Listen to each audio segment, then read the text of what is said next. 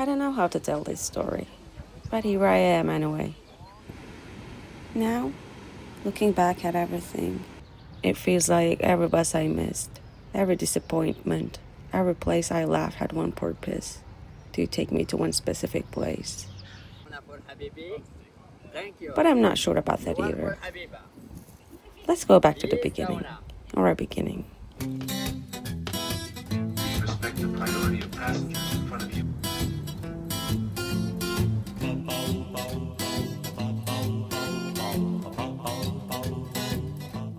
2 years ago, I remember watching a video and saying, I want to learn how to surf in Morocco.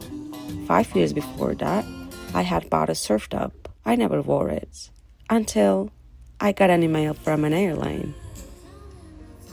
After that, I remembered my surf top. When I arrived in Marrakesh, I hadn't slept all night. Or more accurately, the cold hard floor of Casablanca airport didn't let me. So I waited until sunrise and took the first train to Marrakesh. The moment I stepped off the train, a driver came straight toward me, asking, "Taxi, taxi." Even though I was looking for a taxi, I said no. I prefer to choose my own taxi. And just like that, my first Morocco scam story began.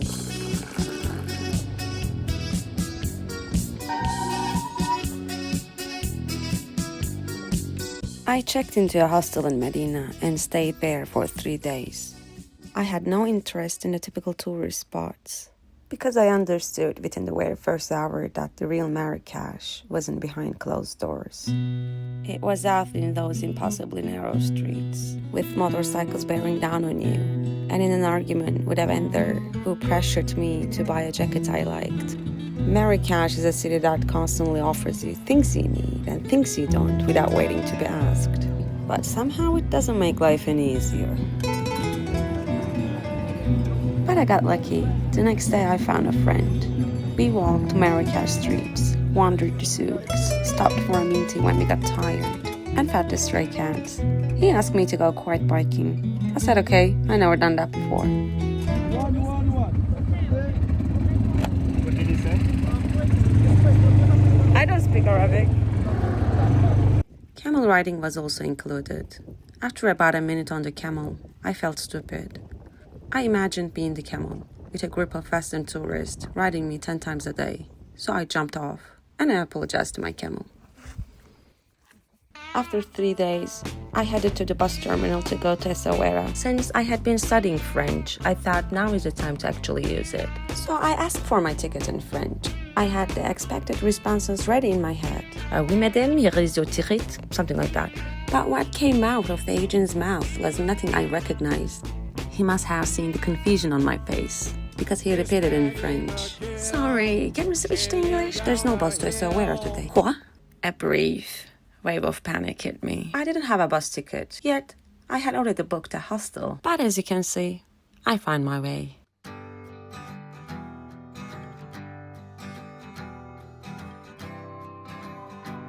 I only stopped in Essaouira for one night. As soon as I arrived at the hostel, I met Salma.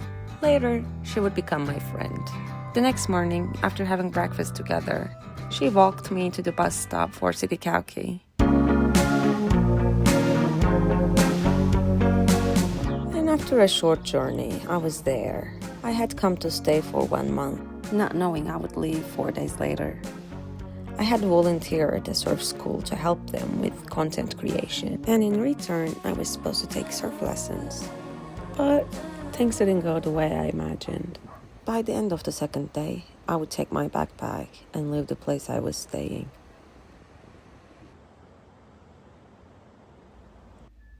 On my first day, I met friends who helped me find a place to stay, and I booked a room for 2 nights. That night, after 2 days in Sidi Kaouki and still not knowing where I would be next, I slept very well. For the first time in days, I made myself a meal. Pasta with butter and tomatoes. I ate 2 plates. I had no idea where I would be after tomorrow. But strangely, I was calm. The next day, I reached out to several surf schools. Eid was arriving the day after tomorrow. This meant almost everything would be closed. This was a problem because I didn't want to be there anymore. Then one hostel replied. The next day, I was going to Tamraght.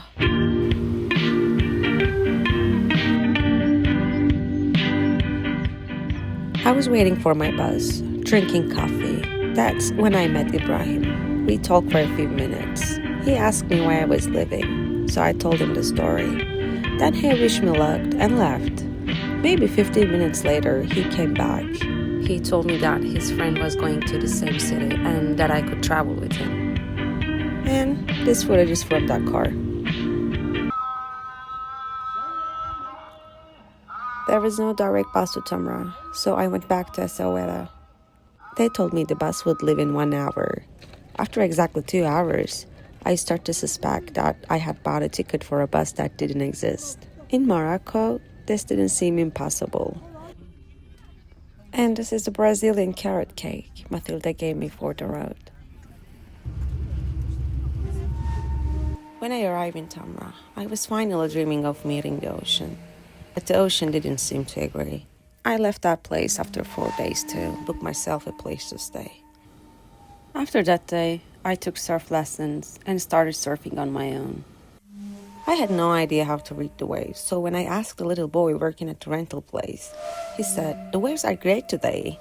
After 2 hours of being traded by the ocean like a t-shirt in a washing machine, I started to suspect that the little boy and I had very different definitions of great. And the next day, my Mediterranean body trembling at the sight of the ocean. I was walking alone, eating alone, and surfing alone. One of those days, I saw a dog attacking a baby seagull on the beach. Without really thinking about what I was doing, I threw myself in front of the dog. The seagull's head kept sinking into the water. He was trying to mow, in pain, but he couldn't fly. I had no idea what to do. So I started crying like a little girl. I found a box, put the baby seagulls inside, and moved him away from the dogs. There was no vet in town, and I had no idea whether he would survive. After spending a few hours with him, he struggled out of the bugs and tried to fly. When he couldn't, he settled helplessly onto the rock beside me while I tried to give him water from a bottle cap. Then I looked up. He was watching us, smiling. The guy I met at the surf rental place. Exactly 3 days after I said, "See you around." I didn't know yet that I would see him every morning and every evening for the next 7 days. I waved. Later, we would call him Wesley.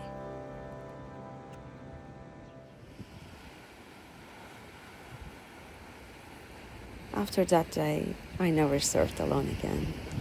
We shared meals, walked between Taghazout and Tamraght, made stupid animal impression in dusty streets. He was an excellent chimpanzee, and I was a pretty convincing goat. We rented skateboards and ate mango in an empty skate park. Once, we even went all the way to Agadir just to eat McDonald's. He was always a few steps ahead of me in the water, but he always came back to help me carry my board. Some mornings, we ate breakfast while watching the other surfers on the beach. Some evenings, we walked back, covered in salt, tired and hungry. For 7 days, he became part of the geography. The surf rental place, the road to Taghazout, the coffee shop where we got our coffee every morning, that steep road where we always met. And then, the days ran out. "Maybe we can meet somewhere and go surfing together again," I said. And then the taxi arrived. The same driver who had taken us to Agadir came back to take only one of us away. "You are not coming?" he asked. "No." He looked at us, confused. "Why?" I could only say, "C'est la vie." They waved from the window, and then the car disappeared into the dust.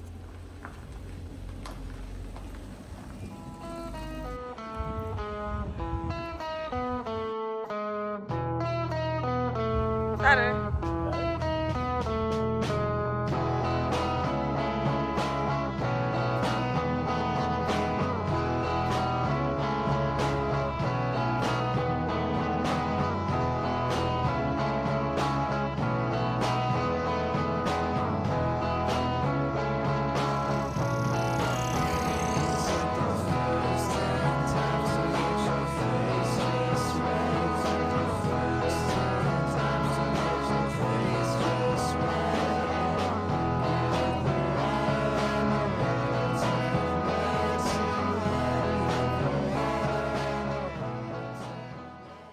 Voilà.